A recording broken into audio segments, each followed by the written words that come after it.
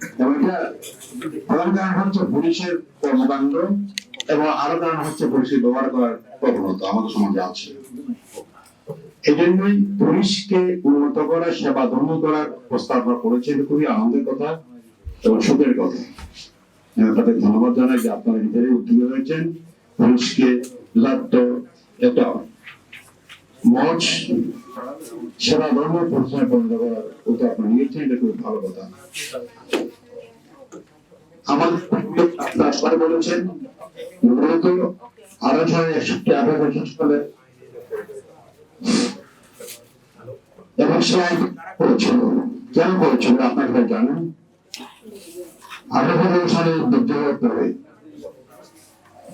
আমাদের নাগরিকদেরকে নজরদারি করা, কলোনিয়াল রাষ্ট্রের বিরুদ্ধে কথা না বলে তাদেরকে নজরদারি করা এবং তাদেরকে প্রতিরোধ করা, এটা মুখ্য উদ্দেশ্য। এজন্যই এই আইনের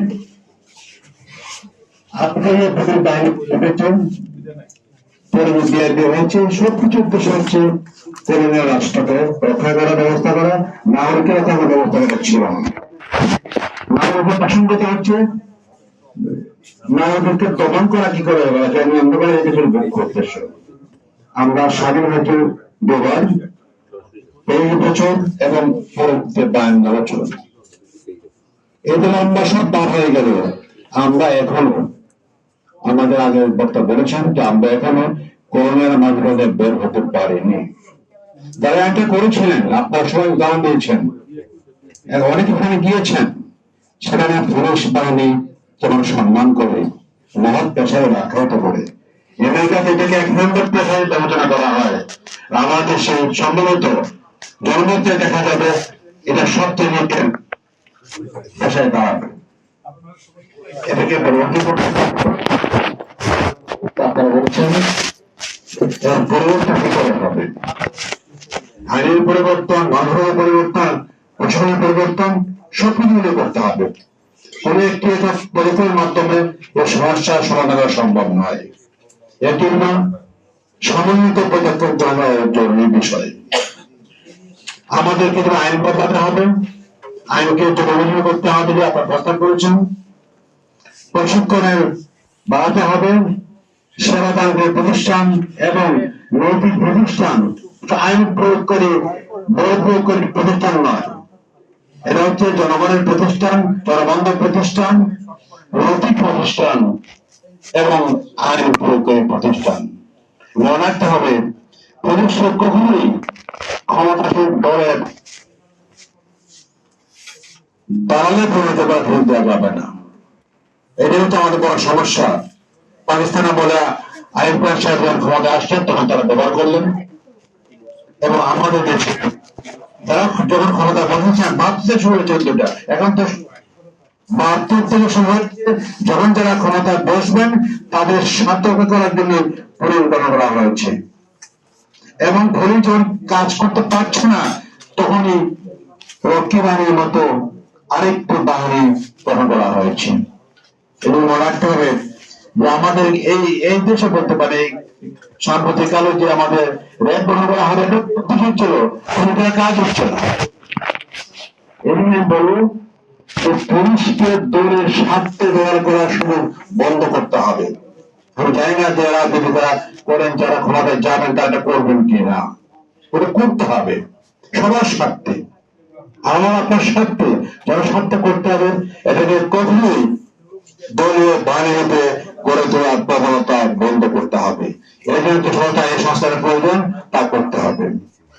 এবং সমাধানের সংস্থা হিসাবে থেকে গড়ে তোলার জন্য যা কিছু করতে হবে, যেমন প্রক্রিয়া প্রয়োজন, ব্যবস্থাপনা প্রয়োজন, আভ্যন্তরীণ ব্যবস্থার বাইরের ব্যবস্থার সময় করতে হবে। নয় আপনার প্রস্তাব দিয়েছেন স্বাধীন পুলিশ কমিশন। এটা এক বক্তা বলেছেন, আমার আগে বক্তা বলেছেন এটা এই মুহূর্তে কোন ক্ষমতাসীন দল মানবে না, ওটা মানবে না, কিন্তু বিদেশি ব্যবস্থা আছে। কিন্তু পুলিশকে জবাবদিহিতার মধ্যে আনার যে জরুরি বিষয়, এবার সময়টা আপনারা কেউ অভিমত করবেন না। আমার দুর্ভাগ্য হচ্ছে আমরা বলি কথা, কিন্তু কার্যক্ষেত্রে আমরা যখন সুযোগ পাই করার তখন আমরা করি না, উল্টো কাজ করার চেষ্টা করি। বাংলাদেশে সমস্ত আইনের ক্ষেত্রে তারা বলেন, সত্য যারা বলেন, সবাই কমিট করে সবসময় তো আমরা ক্ষমতা গেলে বন্ধ করবো, কেউ রাজি না। এখন এজন্যই আমি বলবো যে পুলিশকে দলনিরপেক্ষ জনগণের প্রতিষ্ঠানে পরিণত করার জন্য যত আইন ব্যবস্থা করা প্রয়োজন, মতো আইনে আমি প্রস্তাব দিচ্ছি না, প্রস্তাব দেওয়া সম্ভব নয়, কিন্তু আমি মনে করি জনগণের সেবক প্রতিষ্ঠানে পরিণত করা, অপরাধ প্রতিরোধ ব্যবস্থা করা, জনগণ নিরাপদ করার ব্যবস্থা করা, এটা হচ্ছে মুখ্য উদ্দেশ্য।